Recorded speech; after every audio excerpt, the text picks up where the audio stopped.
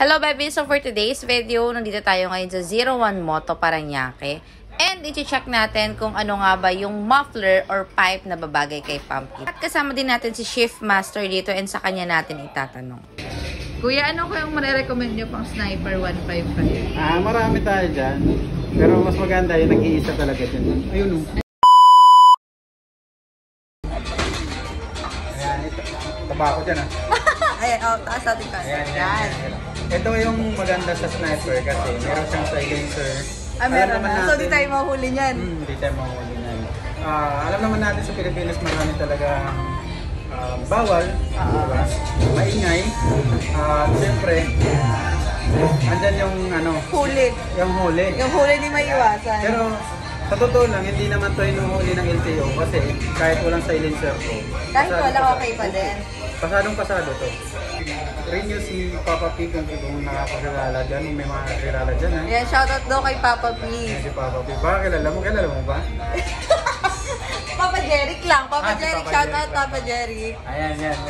Nag-renew siya ng Aerox niya at yung ginamit niya, billing. Yung isa nito.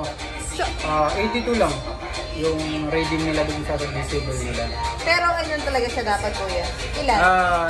Dapat nasa 92 to 98 lang to. Oo, bakit Di talaga bumaba? umabot ng 100. Pero kasi sa Pilipinas marami kasing city, di ba, city ordinance.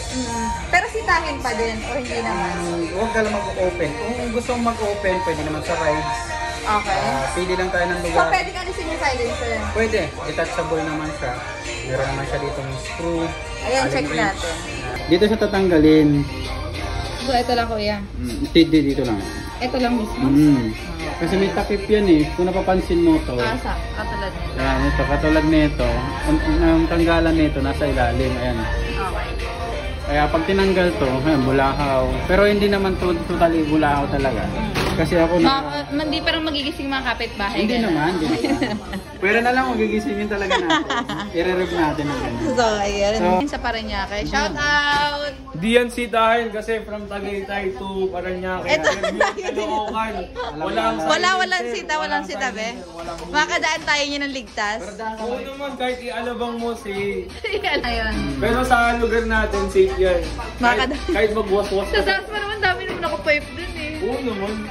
Ano lang yan? Sabi nga sabi ng mga taga ibang bansa.